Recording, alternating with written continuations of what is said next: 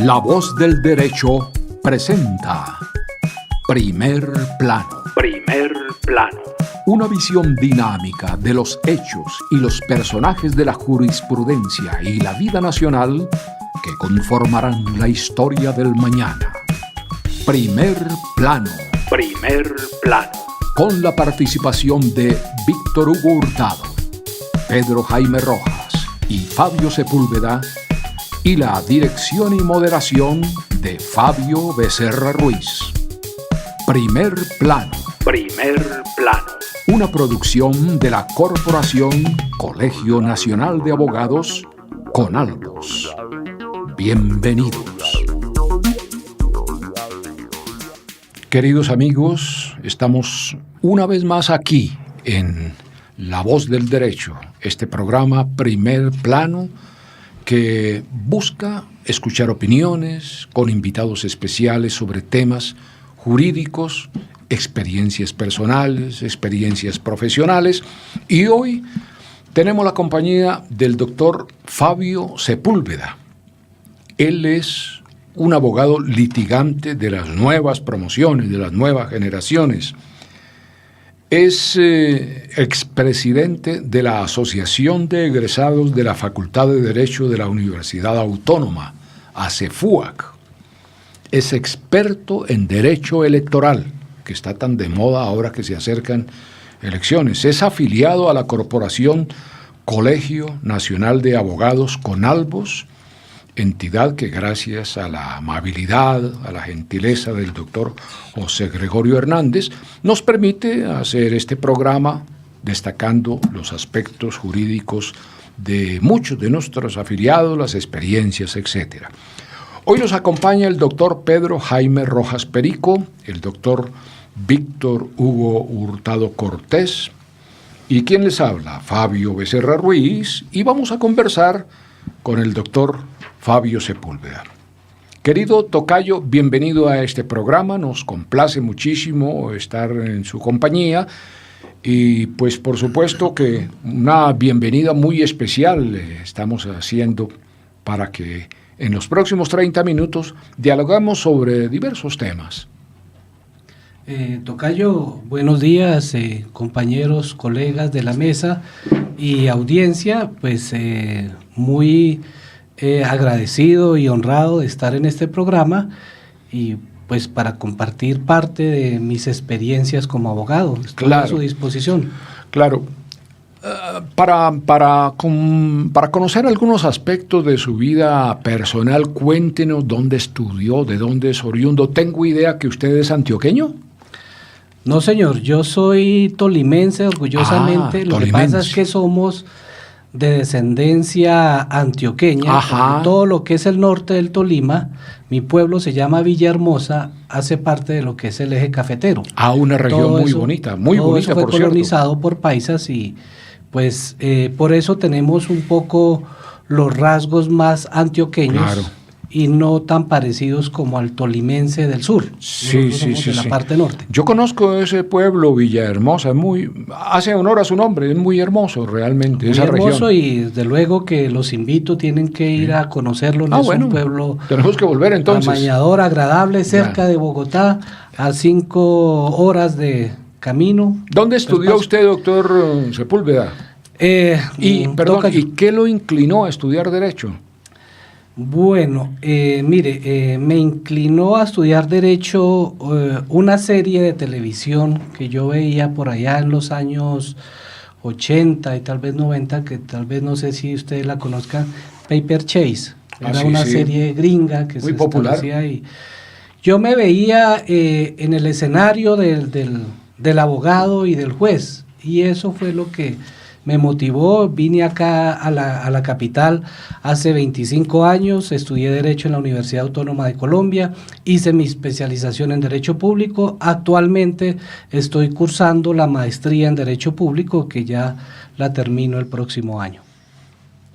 Ajá, interesante. ¿Tiene alguna inquietud, doctor Víctor Hugo? Sí, bueno, yo inicialmente me llama la atención el hecho de que se dedica usted al litigio, a un litigio específico que tiene que ver con el aspecto electoral.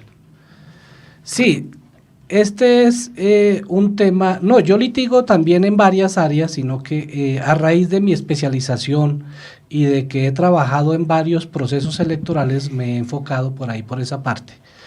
Primero porque el derecho electoral no lo maneja mucha gente acá, de hecho usted no consigue tratadistas, o sea, no pasan de 2, 3 libros de derecho electoral que usted consigue acá de los colombianos, de resto todos son extranjeros, y porque es algo que me apasiona porque tiene que ver mucho con el ejercicio de la democracia. O sea, aquí parto del dicho que dice el pueblo elige, el pueblo vota, pero quien escruta elige. Esto es cierto porque desde el punto de vista jurídico, el escrutinio es el que da el resultado de quién fue elegido.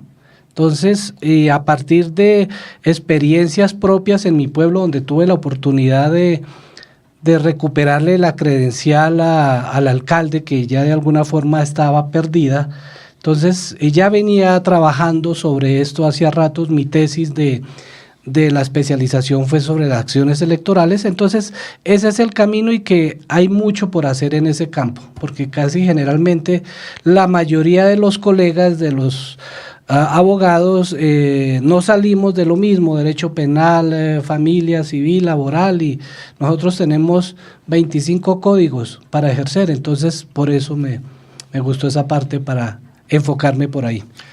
Doctor Sepúlveda, usted, entiendo entonces, es un crítico del proceso electoral, de los procesos electorales en Colombia.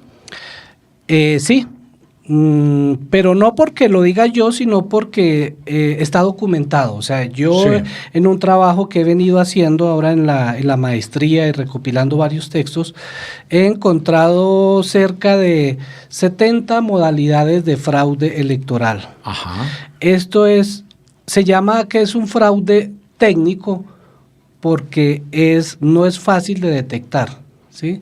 Y usted, en el mejor caso que detecte el fraude, no puede detectar quién lo hizo. Se sabe que cometieron el fraude. Entonces, hay fraude desde el mismo momento que la registraduría está convocando a la inscripción de candidatos, a la inscripción de jurados, ¿sí? A la inscripción de testigos. Entonces, en cada una de estas cadenas se genera espacios para la corrupción. Hay algo que es tan evidente, por ejemplo, el software que maneja la registraduría para los escrutinios no es propio. Es un software que es alquilado y ese software cuesta alrededor de 400.000 millones de pesos, ¿sí? Que hacen una licitación y lo tienen por solamente el periodo de elecciones, máximo 5 meses, cometiendo una irregularidad grande porque la ley establece que todo el material electoral debe de ser guardado hasta la próxima elección. Entonces, ¿usted cómo garantiza que teniendo un software que le va a dar a usted el resultado de la elección, que le va a determinar quién es el que ganó la elección, solamente está por 5 meses? Ese problema se detectó a raíz de la la demanda que interpuso el movimiento Mira para recuperar las curules en el Senado. Entonces, hice un estudio de esa sentencia que es muy detallada, muy buena para el manejo electoral, más de 300 folios en la sentencia, y lo que se estableció allí fue que no fue posible hacerle la auditoría al software porque precisamente ya no lo tenía la registraduría. Como era de un privado, es un consorcio donde participan 5 empresas, Carvajal, el consorcio ASD, Thomas Gregg y otras más que participan de ese consorcio, cada uno en partes. Entonces, al momento de hacer la auditoría no era posible, pero más sin embargo, con el trabajo que hizo los abogados del Grupo Mira, se logró detectar que en el software se habían generado ingresos en horas no permitidas. A ver, me explico. El software siempre es activado desde la parte central, en el caso de acá de Bogotá, donde establezca la registraduría, y se abre generalmente a las 3 de la tarde del día de elecciones y se cierra a las 12 de la noche, normalmente. Y luego al día siguiente se habilita de 9 de la mañana a 9 de la noche. Quienes pueden acceder al software son los escrutadores que previamente han hecho el reconocimiento biométrico a través de la registraduría, entonces hacen el ingreso y los habilitan. Entonces aquí aparecieron que hubo ingresos al software en horas que no podía estar funcionando el software, a las 2 de la mañana, 3 de la mañana. ¿Qué hicieron? No se logró detectar, pero si alguien ingresa, no es para hacer algo bueno. Entonces, en este caso, como estamos hablando de que es una inteligencia artificial el software, pero el software está manejado por alguien, es el que determina la elección. En el formato E26 es el que da el software y dice, de acuerdo al cómputo de votos, el ganador de la elección es fulano de tal con tantos votos. Esa es la declaratoria de elección. Doctor Sepúlveda, créame que me deja sorprendido, anonadado, asustado lo que usted está contando. Yo no conocía todas esas intríngulis de una elección electoral, aunque de oídas sí sé que hay sospechosas actuaciones en la registraduría, pero lo que usted está diciendo es realmente sorprendente. Me hace recordar el chiste de un señor que iba constantemente a los entierros a preguntar por su esposa, y entonces le preguntaron, pero sí, ¿para qué pregunta por ella si se murió hace 5 años? Entonces él contestó, no, es que en cada elección ella aparece votando y pues yo quiero ver si me la encuentro. Sí, la verdad, eso puede ser cierto entonces. Muy cierto. Porque una elección en la cual no hay auditoría ni hay forma de hacerla es increíble, pero bueno. ¿Y qué otras cosas sorprendentes conoce usted sobre esos asuntos electorales? Mire, hay varios hechos, por ejemplo, empecemos por la parte de los jurados. Generalmente, la registraduría le da un término a los partidos que inscriben candidatos para que ellos envíen su lista de jurados que quieran participar en la elección. Generalmente siempre se hace después de que cierran las inscripciones de los candidatos. Los partidos no les paran muchas bolas a esto, pero el que va a hacer trampa sí. Hay un caso documentado y está establecido, esto no lo estoy inventando yo, en la costa hay un carrito sanduchero que inscribió más de 100 jurados de votación. Entonces, usted decía, un carrito sanduchero, pues estaba registrado con personería jurídica en la Cámara de Comercio, tenía 100 empleados. Entonces, de esos, pues pasan allá los jurados y entonces le seleccionan algunos. Entonces, listo, de estos 100 que pasó, le voy a aprobar 20. ¿Y esto? Los otros no los pierden, los otros 80 no los pierden. ¿Qué hacen ellos? Se van para el puesto de votación y están presentes allá. Los jurados tienen que llegar a las 7 de la mañana, 7:30 generalmente al puesto de votación. Aquí es como dice el curita, el que primero se arrodilla se confiesa. Entonces, como hay tantos jurados, entonces algunos les dice, no, mire, no llegó tal jurado, entonces ahí van entrando ellos, aprovechan el desorden para ir entrando eso. El delegado de la registraduría no tiene tiempo para ponerse a verificar si está o no, lo que le interesa es que estén completos sus jurados para empezar la votación. Entonces, esa es una modalidad que se presta de fraude, por eso le digo, es una cadena, son varios eventos que la gente aprovecha, entonces, para ir metiendo y para ir generando el fraude. Luego viene el fraude ya, pues, durante la elección, pues, indudablemente hay muchas modalidades de fraude, durante la votación, perdón. Está en la modalidad, pues, que ya se sabe, la de el niño Lazarillo, está permitido para las personas de tercera edad o personas que tengan problemas de salud o los invidentes, aunque ya hay algunos tarjetones en braille, que puedan ser acompañados por un niño, ¿sí? Entonces el niño lo que hace es que va y acompaña a la persona, pero lo que va es que sirve de testigo para ver quién marcó. Entonces el niño resulta acompañando a varias personas, le dicen que es familiar, ¿sí? Que es familiar de fulanito de tal, y entonces listo, ahí lo acompaña. Entonces el mismo niño está en varios puestos de votación y así está certificando de que la persona realmente votó por quien le pagaron. Obvio que ya previamente la persona tuvo que haber hecho la negociación de eso. Y aparte de otras, las más evidentes que ya sabemos, pero otra que de pronto también es muy, no es conocida, la gente habla de lo que se llama el salto del canguro. ¿En qué consiste?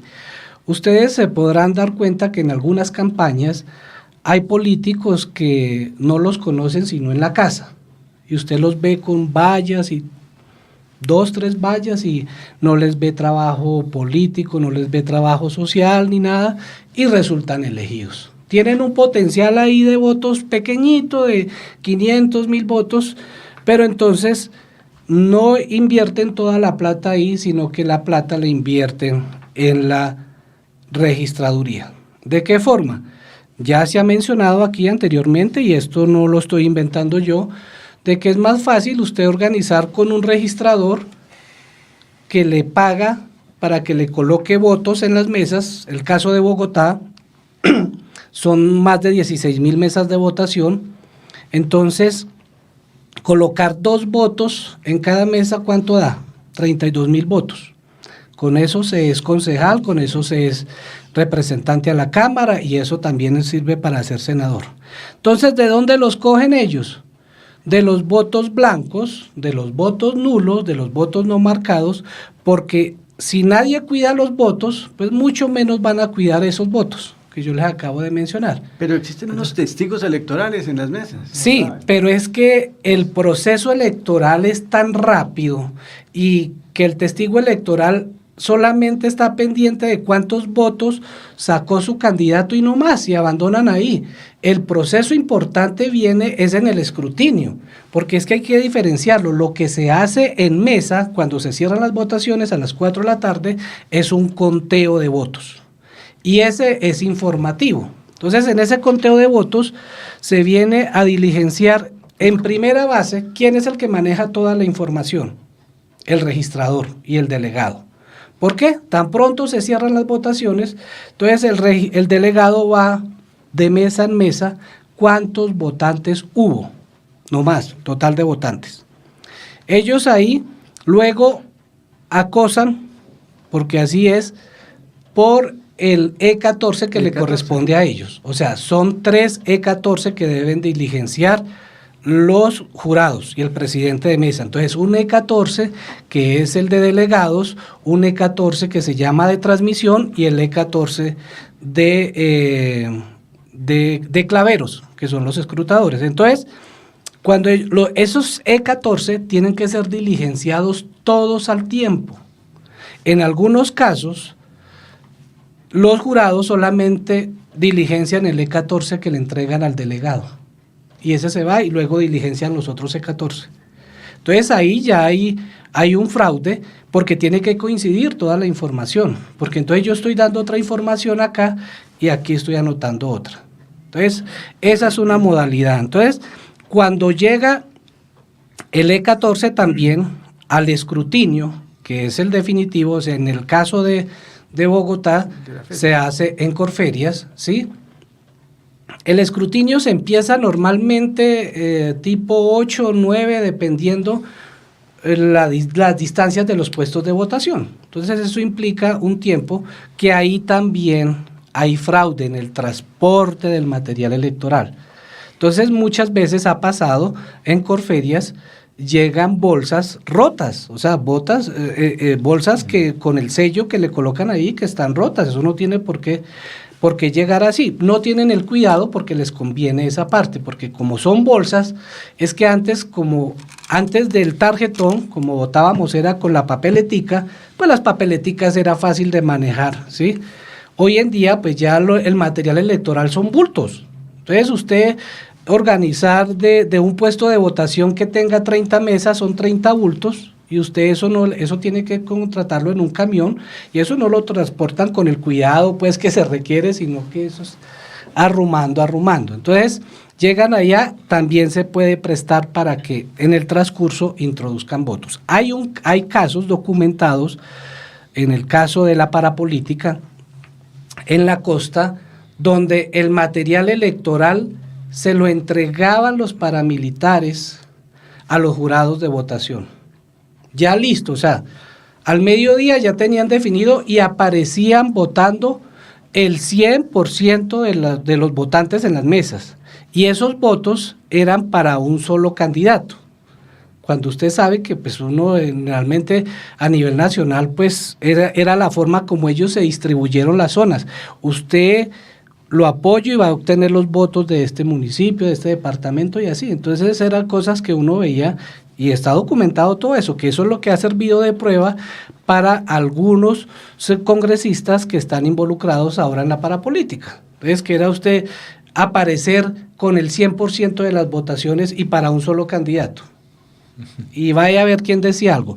Pero entonces, vayamos aquí a Bogotá nomás, no necesita, uno cree que eso no pasa acá, que eso pasa es en otras partes de Colombia. Pues lógico que si pasa en la ciudad donde están todos los medios de control, mucho más en todas las partes. El testigo electoral es clave y es la persona que defiende, ¿sí?, el proceso de votación, ayuda y es un veedor. Pero ningún equipo, ningún partido tiene la infraestructura que se requiere, porque usted necesitaría tener una registraduría paralela, digámoslo así, para vigilar las 100.000 mesas de votación que hay en Colombia. Ninguno los tiene. O sea, el que más cercano los tiene es el Movimiento Mira, que fue el que le permitió a ellos precisamente presentar la reclamación, porque sí fueron muy juiciosos en esa parte. Porque el resto usted, ¿de dónde consigue 100.000 testigos? ¿Cómo los capacita? ¿Cómo hace la información? O sea, es una cosa que es absurda, es imposible nomás la logística de eso. Hay un movimiento que se llama Colombia Justa y Libre, Sí. que también vi en las elecciones pasadas que estaba representado casi en todas las mesas con testigos electorales.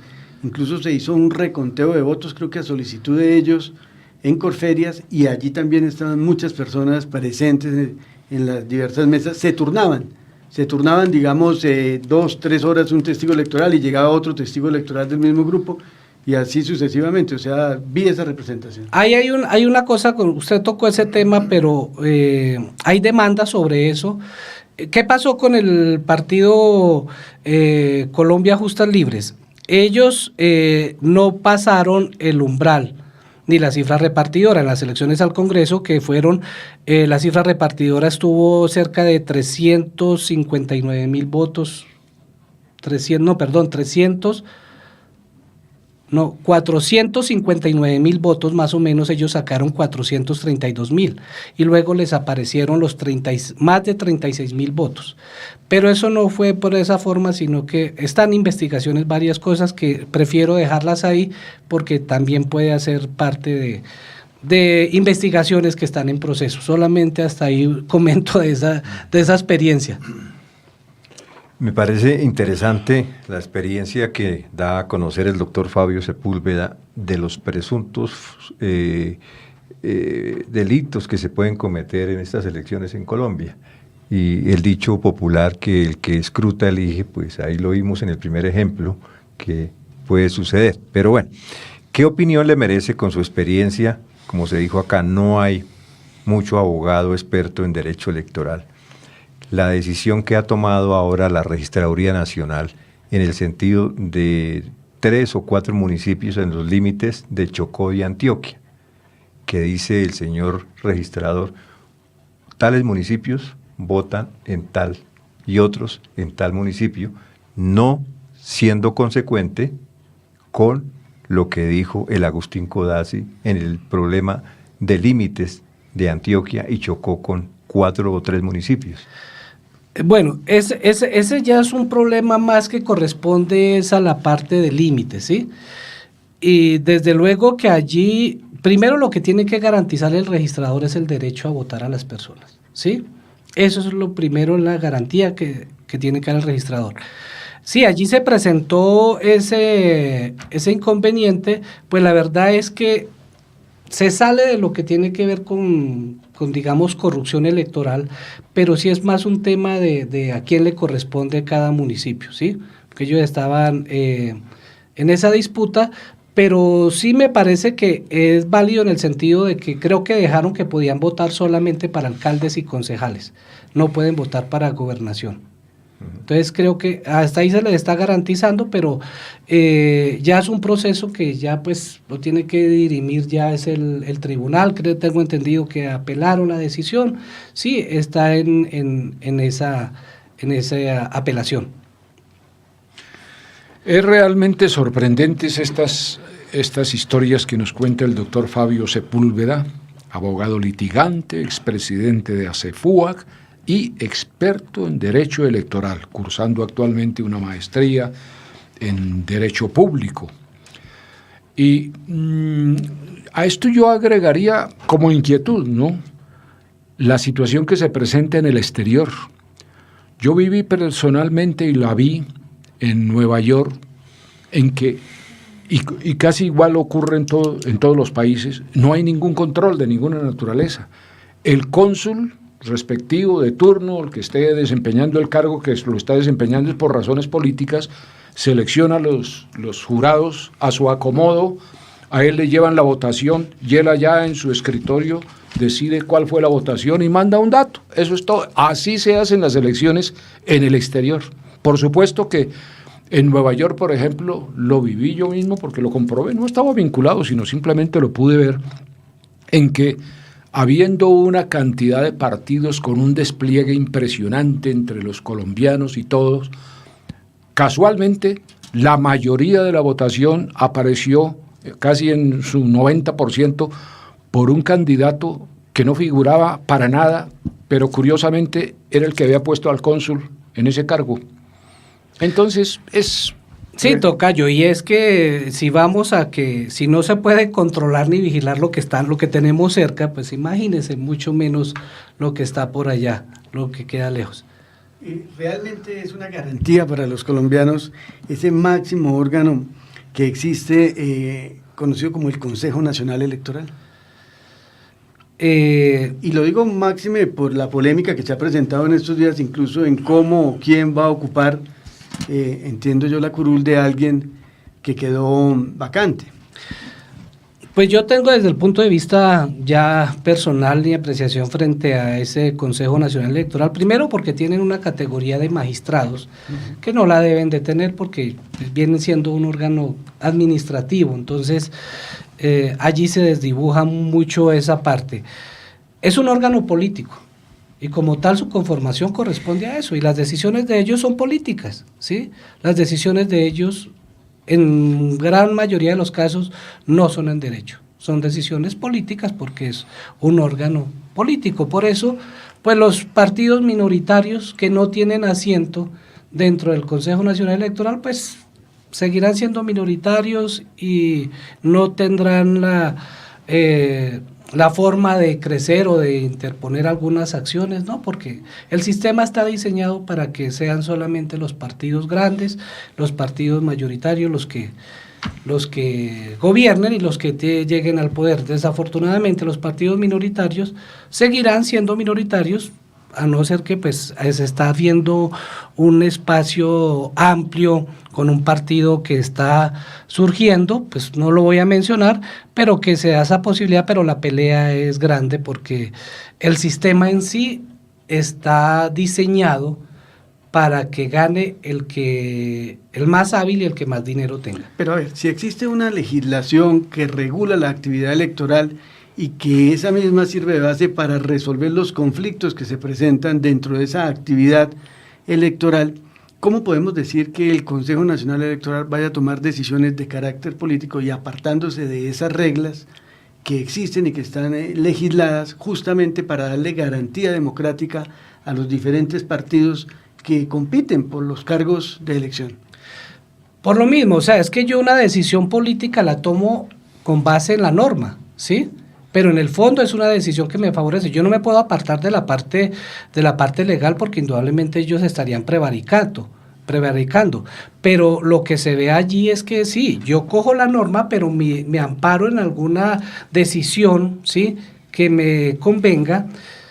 En un caso concreto, y ya porque creo que ya el tiempo da para concluir, entonces, mire, en el caso de la doctora Ángela María Robledo y la vicepresidenta, las decisiones, ellas no fueron del Consejo Nacional Electoral, sino del Consejo de Estado, se produjeron el mismo día, y era más delicada el hecho que había cometido la vicepresidenta que la que había incumplido, en la que le indilgaban a Ángela María Robledo.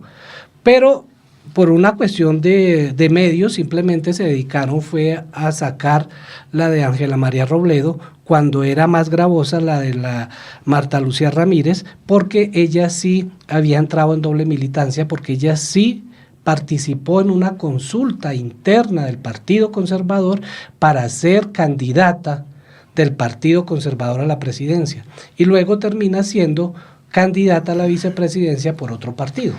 Doctor Sepúlveda, ya para terminar, una reflexión o una opinión muy concreta y muy corta.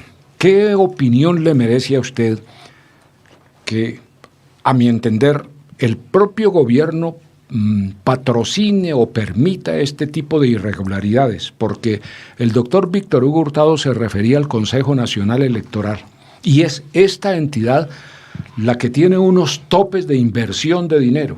Entonces, por ejemplo, para Bogotá le permite legalmente a un candidato gastar hasta 5.000 millones de pesos, y en los 4 años en que va a estar de alcalde se gana 1.200 millones.